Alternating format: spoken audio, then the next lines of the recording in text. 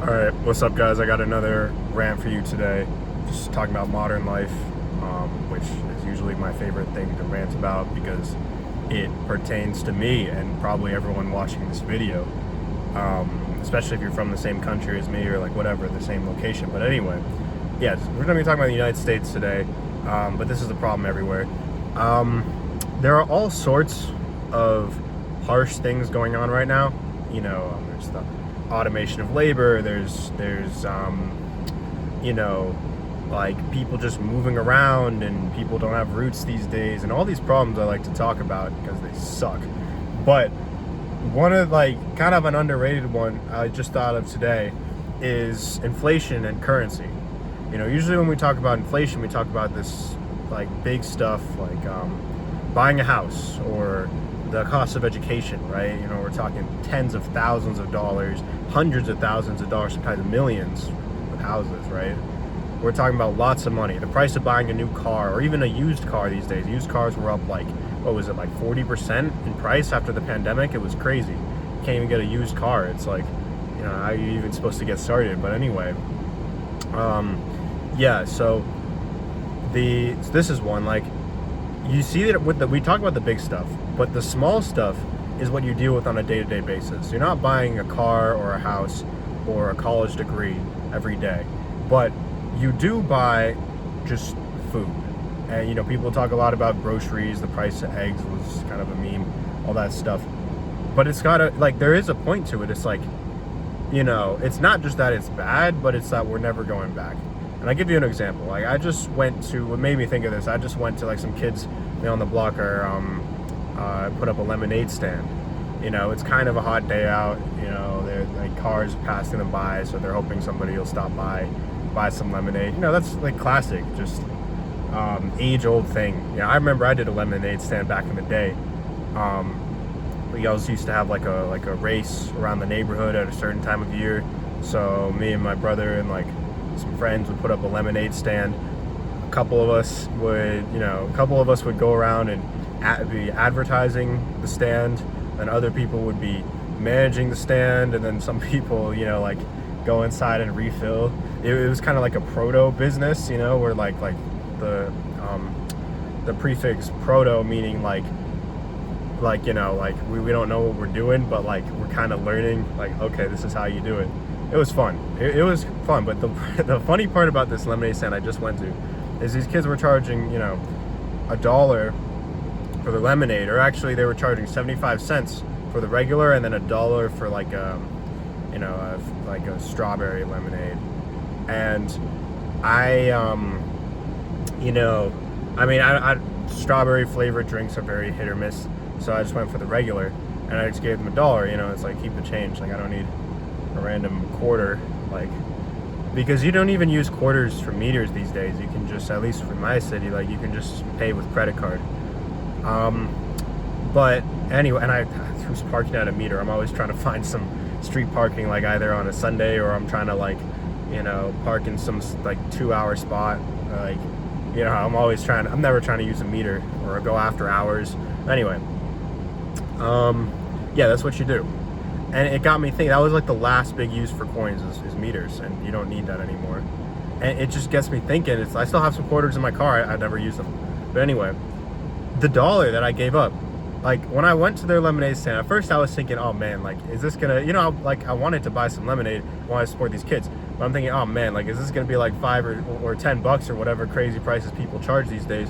I was like, no, they're charging $1. So I'm like, oh, great, they're doing me a favor, because I got a couple ones in my wallet that I'm never gonna use. And that's what got me thinking. I'm like, we have gotten to the point where with inflation where a dollar bill is useless. Think about it. What's the purchasing power of $1? You can't buy, like, you go to CVS or even the grocery store, you can't buy candy, right? You buy like a Twix bar or a Hershey's or a box of M&Ms or something is like a box of Sour Patch Kids, so many different things. It's like $1.60 usually, at least around where I don't know, maybe in other parts of the country it's cheaper, but at least where I live, it's like $1.60. Sometimes $2. If you buy it from like a sports stadium or a concert or at the movies, like, don't do that.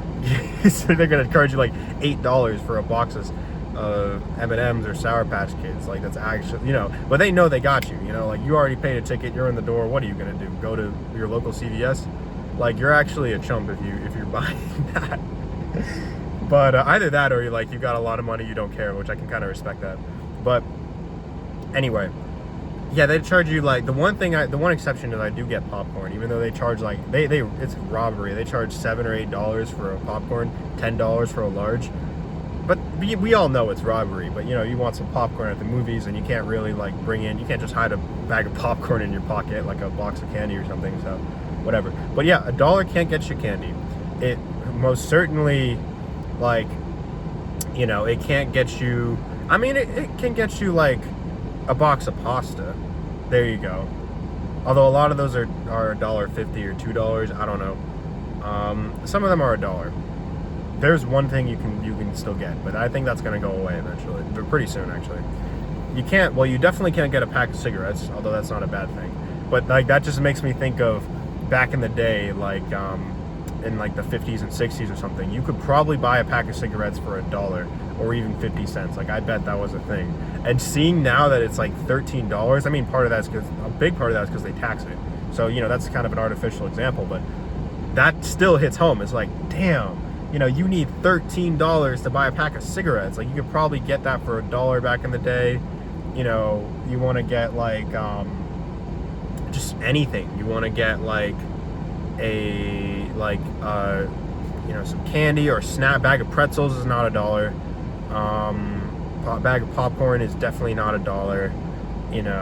Maybe a little lotion thing, you might want a little lotion or hand sanitizer thing for your car is not $1. And it just got me thinking, it's $1 used to mean something. It used to actually represent something. It had enough purchasing power to get you a little knickknack, or a snack or something. It's not going to get you a meal. It's not going to get you this isn't the 1800s. It's not going to get you a meal. It's not going to get you a big bottle of lotion or sunscreen or anything like that, but it can get you a little tiny thing. It's okay, that means something. Money is abstract in general, but at least that's tangibly tied to something. You can picture what would cost $1. But these days it's gotten so bad, even compared to when I was a kid, and they were still complaining about inflation when I was a kid, and it's just kind of sad because of it, with this whole lemonade stand. I was thinking about it, paid them the $1, and I'm I don't even feel like I just bought something. I feel like you just did me a favor, because I have these extra $1 bills in my wallet. I forget where I got them from, some change, and I don't need them, so I just handed you one of these $1 bills. It felt like I didn't even buy something. It felt like charity. It's oh, do you want some change? It's no, I don't want a quarter. That would be more of a burden. I didn't say that. I didn't.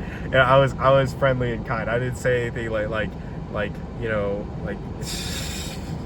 I'm not. These kids are too young for that stuff. I'm not trying to teach these kids about the economic black pill or whatever you call it, the economic, yeah, I didn't want a quarter because that would be more of a burden to me than actual money. And that's the thing. The purchasing of a $1 bill has eroded so much that it doesn't even feel like real money anymore. It feels like monopoly money. You can't pick out any specific thing except maybe a box of pasta, but that's going to change, that you can buy for $1. And you are the most brutal part about this whole thing. I feel like psychologically that just kind of makes everything feel it makes money lose its weight. It makes it easier. When money has less weight behind it, it's easier for people to justify impulse purchases, gambling, all this stuff. That's what digital money has done. It makes it so easy to justify in-app purchases and all this stuff. People already wasted their money back in the day, but it's so much easier to psychologically justify now because it doesn't even feel like real money anymore. And the most brutal part about this whole thing, it's only going to get worse. 10 years from now, $1 is going to be so bad, it's probably going to be the same thing as a quarter. Okay, that's an exaggeration. In terms of the raw inflation, I don't think so, because inflation is usually only 2 to maybe 3% per year. Once in a while you get an 8%, like the pandemic, supply chain crisis, all that. So on average, it's probably around 2.5 to 3% per year. Average all that out. So it's not going to erode it that quickly. It's not going to be in 10 years $1 is literally worth 50 cents. But, you know, that's just an aggregate. Like, some things are getting more inflated than others, and those tend to be the things that matter the most. Like what we talked about, the car, house, all that stuff. I'm just saying, it may not actually be worth 50 cents in 10 years, but it's going to feel like $1 is worth 50 cents. And $5 is going to become the new dollar. And I don't know. You know, like, it's in real terms, like, people say that inflation is only a bad thing because wages aren't going up. Like, they say that if wages were rising, then we'd be all good, which is true, but I think you still lose something there in a psychological sense. Yes, in terms of real purchasing power, if people get paid, like, if the average person makes $160,000 or something crazy like that, then yes, we'd have the same purchasing power again as the 1950s. But it still wouldn't be the same, because there's just something about pulling out a $1 bill and it actually means something. That matters, you know? Inflation doesn't just, like, shift everything up in terms of, like, what bills you're using. It actively, like, changes. It just removes simplicity. It makes the economy more complicated. You know, like, you need $10 to buy something instead of $1. Like, you can't, gone is the simplicity where you can just take out $1, or you can just take out, they got rid of the penny. The penny's gone. It's not gone, but they stopped producing it, which I thought was a good decision, because at this point they're a waste of money. But overall, it's a bad thing. Like, it's a good thing that it's gone. I support that policy because of the monetary policy we have. But the very fact that, you know, Keynesian economics, whatever you want to call it, that the Federal Reserve, all this stuff, the very fact that they're eroding money so quickly is not a good thing.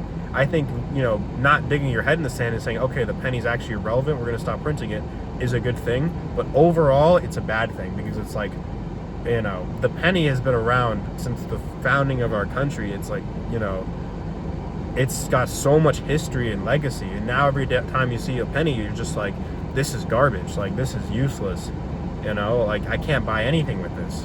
So there's just something kind of sad about that. It's not a big deal, but it's one of those, like, quieter things that we've lost, that is just like, yeah, you know, when you talk about life feeling like desaturated, like less colorful these days, just less enjoyable, stuff like that adds up, you know?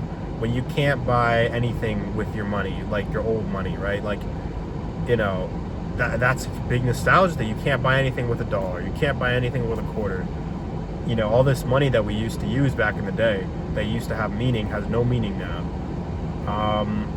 And you take little things like that and you add in, like, oh, like, these days you can't even, you know, with video games, it's a total mess. You can't even buy a game for, like, you know, I mean, like, with inflation, price of a game going from $60 to $70 is not a big deal. I'm fine with that. But, like, more like the fact that you can't even buy a full game now, you got to buy all the DLCs. That's something people complain about a lot. But I'm saying, you put all this stuff together, it just makes life feel more like, I don't know, it just feels weird. And then we wonder why people are, like, mentally checked out from all this stuff. So, yeah, that's a little depressing, but I mean, to be honest, like, I don't know, maybe I'll make, like, a video talking about the good things of modern life at some point. But there are a lot of things that I can complain about. But this was just something that happened today that made me think. So I don't know if you guys agree. Like, does it matter? Or maybe it doesn't. Like, if we all just start using 5s, is that so bad? And 10s? Maybe not. Other countries do it. Other countries have, like, you know, like 1 million bajillion, like, you know, like, of their currency, whatever. Like 1 billion quin equals, like, $3. It's like, okay. It's kind of goofy, but, like, whatever. But the dollar was always strong. The dollar was always a solid currency. And to see it, like, slowly dying in that way is kind of sad. So let me know if you agree, or if I'm making a big deal out of nothing. And, yeah, you know, have a good day.